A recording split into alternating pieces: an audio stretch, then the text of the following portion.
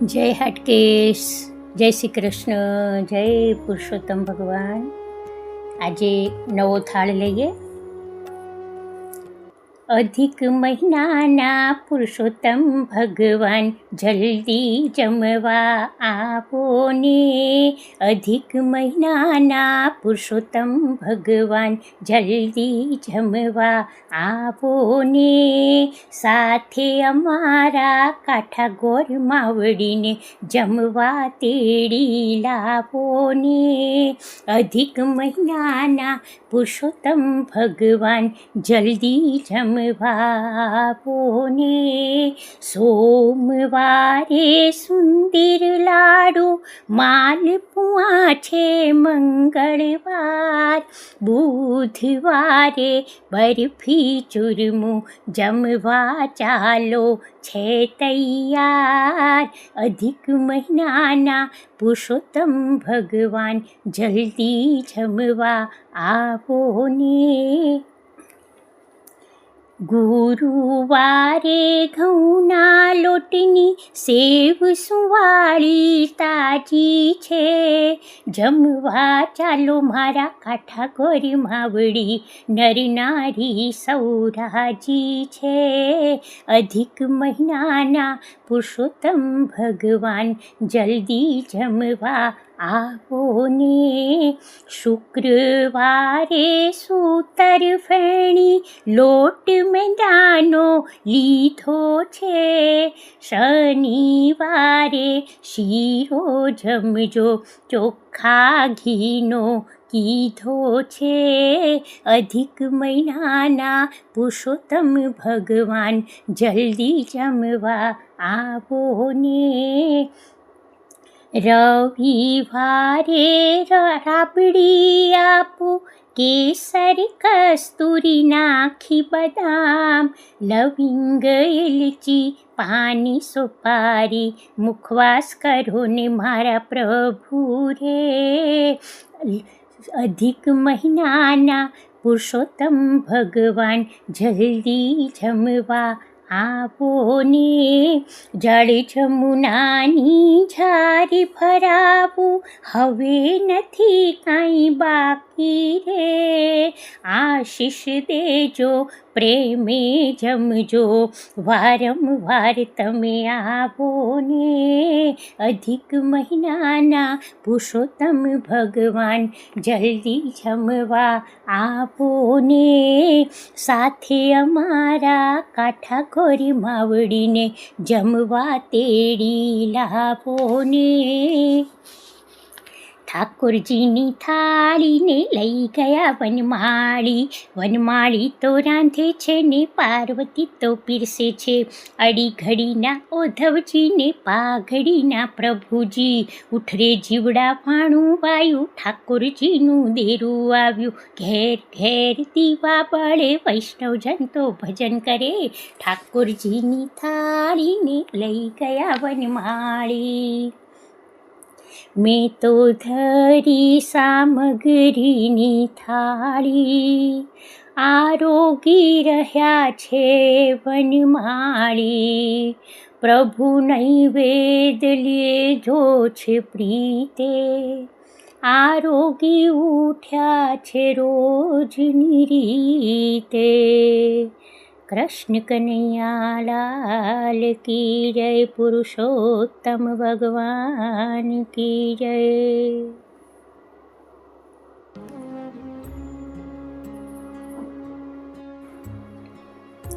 પુરુષોત્તમ મહિનાની પૌરાણિક કથા.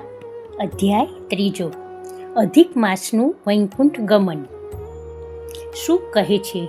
હે સૌનકાદિ ઋષિઓ, નારાયણ ભગવાને નારદજીને તેના પ્રશ્નના જવાબમાં આ પ્રમાણે કહ્યું. હે નારદ, એક વખત અંધ ધૃતરાષ્ટ્રના કપટી પુત્ર દુર્યોધને ધર્મરાજ યુધિષ્ઠિરને જુગારમાં હરાવ્યા. રાજપાટ સાથે પાંડવો જુગારમાં તેમની પત્ની દ્રૌપદીને પણ હારી ગયા. એટલે શરત પ્રમાણે દુર્યોધનના હુકમને માન આપી દુષ્ટ દુશાસન પતિવ્રતા સતી દ્રૌપદીને ચોટલો પકડી રાજ દરબારમાં ઘસડી લાવ્યો. અગ્નિમાં ઉત્પન્ન થયેલી તે પતિપરાયણ સાધ્વીની લાજ લૂંટવા તે નરાધમે તેના વસ્ત્રો ખેંચવા માંડ્યા. તે વખતે શ્રી કૃષ્ણ પરમાત્માએ સતીની વહારે ચડી 999 ચીરપુરી તેની લાજ બચાવી. તે પછીથી પાંડવો પોતાની વનવાસી શરત પાડવા કમ્યક વનમાં ગયા. ત્યાં પારાવાર દુઃખ ભોગવતા તે પાંડવોને જોવા માટે શ્રી કૃષ્ણ ભગવાન ત્યાં ગયા. શ્રી કૃષ્ણ ભગવાનને પધારેલા જોતા જ સામા જઈ ભીની આંખે પાંડવોએ તેમના ચરણ કમળમાં નમસ્કાર કર્યા. પાંડવ પત્ની દ્રૌપદીની તથા પાંડવોની દુર્દશા દેખીને ભગવાન દુઃખી થયા અને તેમની આ દશા કરનાર કૌરવોને બાળીને ભસ્મ કરી નાખવાની ઈચ્છાથી એવા તો કોપાયમાન બન્યા કે તેમનું મુખ જાણે પ્રલય કાળનો અગ્નિ પ્રગટ્યો હોય તેમ વિકરાળ દેખાવા લાગ્યું. સતી સીતાના વિયોગથી સંતાપ પામેલા દશરથના પુત્ર શ્રી રામજીની માફક ક્રોધાયમાન દેખાતા હતા. શ્રી કૃષ્ણનું તે ભયાનક સ્વરૂપ નિહાળીને વીર અર્જુન પણ કંપવા લાગ્યો. ધર્મરાજ, દ્રૌપદી તથા પાંડવો હાથ જોડી તેમની સ્તુતિ કરવા માંડ્યા. અર્જુન બોલ્યો, હે જગતપતિ, હું જગતની બહાર નથી અને જગતના રક્ષણ કરતા તમે જ છો, તો પછી મારું રક્ષણ આપ કેમ નહીં કરો? કારણ કે આપના ક્રોધથી કદાચ ત્રિલોકનો પ્રલય થશે. આ જગતને ઉત્પન્ન કરનાર આપ છો, તો એક પુરુષના અપરાધથી આપ આપના જ રચેલા સમગ્ર જગતનો સંહાર શા માટે કરવા ધારો છો? આ પ્રમાણે અર્જુનની પ્રાર્થના સાંભળી ભગવાન ચંદ્રમાની માફક શીતળ થઈ ગયા. તેમનો ક્રોધ ઉતરી જતા તેમણે પાંડવો અને દ્રૌપદીને દુઃખમાં દિલાસો દીધો. પાંડવોએ તેમનું પૂજન કીધું. ત્યાર પછી અર્જુને વિનયપૂર્વક વંદન કરી અધિક માસનો પ્રશ્ન પૂછ્યો. એટલે ભગવાન શ્રી કૃષ્ણ પોતાના એ અનન્ય ભક્તોને પ્રેમપૂર્વક કહેવા લાગ્યા. ચૈત્ર વગેરે 12 માસ, પળ, પક્ષ, ઘડીઓ, પ્રહર, રાત, ઋતુ, મુહૂર્ત, દક્ષિણાયન, ઉત્તરાયણ, વર્ષ તથા યુગ એ પ્રમાણે કાળના કંઈ કેટલાય વિભાગ પડેલા છે. નદી, સમુદ્ર, કૂવા, વાવ, તળાવ, ઝરણા એ પ્રમાણે જળના પણ વિભાગ પડેલા. તે પ્રમાણે લતા, ઔષધ, વનસ્પતિ, નગર, ગામ, પર્વત, શહેર વગેરે તે સર્વ મૂર્તિમાન હોવા છતાં પોતપોતાના ગુણો વડે જગતમાં પૂજાય છે. તે દરેકને માથે સ્વામી છે અને તેથી દરેક પોતપોતાના અધિકારમાં રહીને જગતને ફળદાતા હોવાથી નિરંતર પૂજાય છે. આમ પોતાના સ્વામીના સંયોગોના મહાત્મ્ય વડે સર્વ સૌભાગ્ય મેળવી રહ્યા છે. એવામાં એક સમયે અધિક એટલે કે વધારાનો માસ ઉત્પન્ન થયો. આ અધિક માસનો સ્વામી ન હોવાથી લોકો તેને પૂજા કરવા માટે અયોગ્ય ગણવા અને કહેવા લાગ્યા. કારણ કે એ માસમાં સૂર્યનું સંક્રમણ થતું નથી, માટે તે અધિક મલ માસ કહેવાય છે. તેથી શુભ કર્મમાં તે નકામો ગણાયો છે. આથી લોકોની નિંદા પામેલો તે તજાયેલો એ મલમાસ અંતરમાં ઘણો ખેદ પામી નિરાશ અને ચિંતાતુર બની પહેલાં તો આપઘાત કરવાને તૈયાર થયો, પરંતુ પાછળથી તેને કંઈક વિચાર આવતા તે મારે શરણે આવ્યો. વૈકુંઠમાં મારી પાસે આવી તેણે મને દંડવત પ્રણામ કર્યા.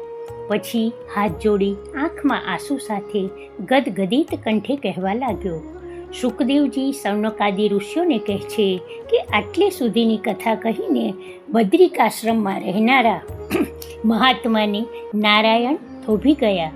એટલે ભક્તવત્સલ નારદે ફરીથી પ્રશ્ન કર્યો, હે નારાયણ, ભક્તિથી, ધનથી કે ભક્તિથી થનારું,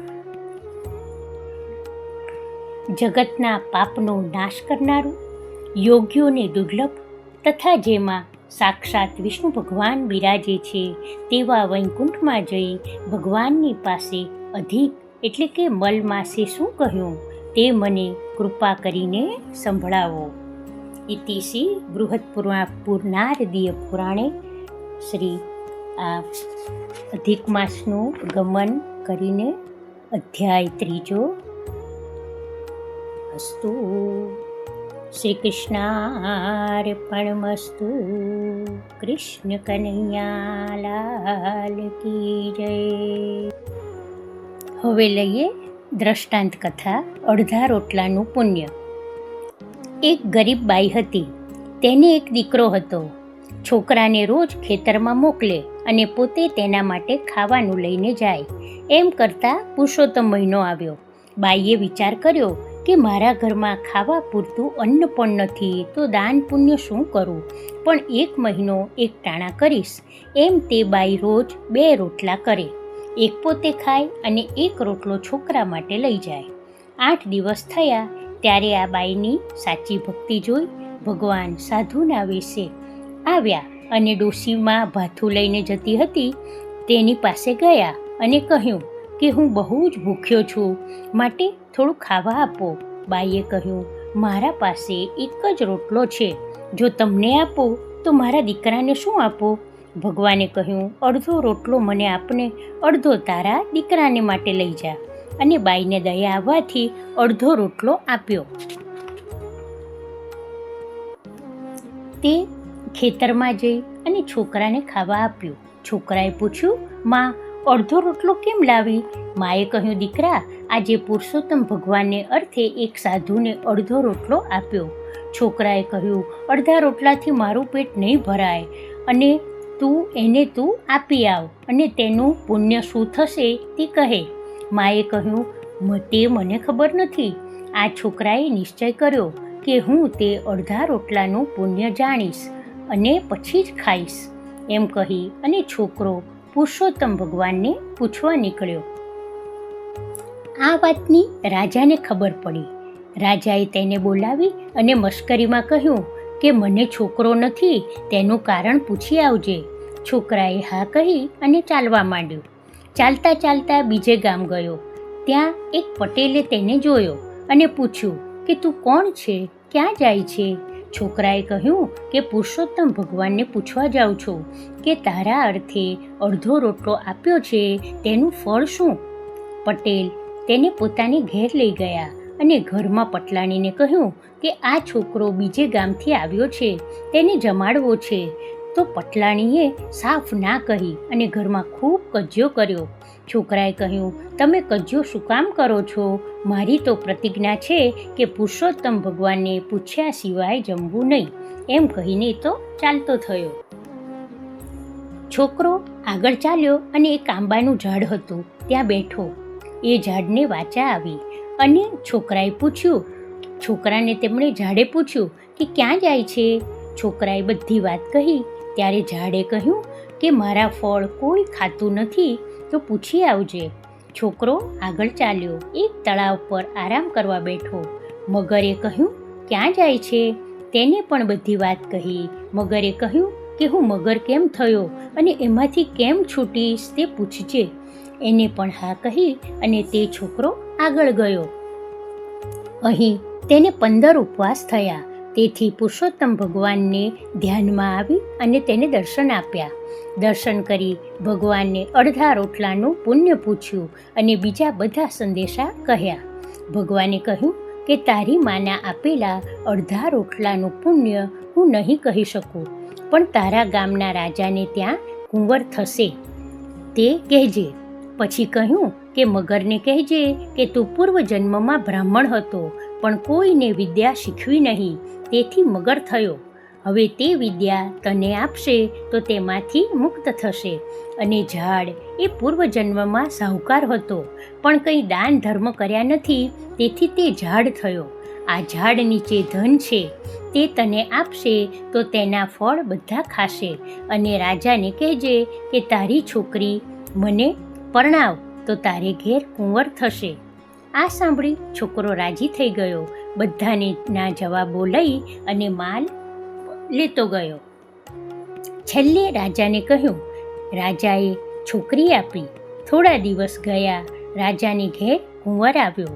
આ છોકરો ગયો અને કુંવરને પૂછ્યું કે અડધા રોટલાનું પુણ્ય કહે. તો કુંવરે કહ્યું કે એ હું નહીં કહું, પણ આ ગામને પાદરે ભૂંડણ છે તે કહેશે. ત્યારે છોકરો ભૂંડણ પાસે ગયો અને પૂછ્યું. ભૂંડણે કહ્યું કે તું દેખતો નથી કે તને વિદ્યા પ્રાપ્ત થઈ અને ધન મળ્યું, રાજાની કુંવરી સાથે લગ્ન થયા, એ બધું પુરુષોત્તમ માસના અડધા રોટલાના દાનના પ્રતાપે છે. આ રાજાનો કુંવર જે પટેલ તને રસ્તામાંથી લઈ આવ્યો અને જમવાનું કહ્યું હતું તે છે, અને હું તેની સ્ત્રી છું, જે કોઈને જમાડતી ન હતી અને કજ્યો કરી આવનારનો તિરસ્કાર કરતી, તેથી હું ભૂંડણ થઈ. આ વાત સાંભળી છોકરો રાજી થયો અને વધારે પુણ્ય અને વધારે સારા કામો કરી અને ભગવાનનું સ્મરણ ધ્યાન કરવા લાગ્યો. પુરાણ પુરુષોત્તમ ભગવાન કી જય. કૃષ્ણ કનૈયા લાલ કી જય. કાઠા ગોરમાત કી જય.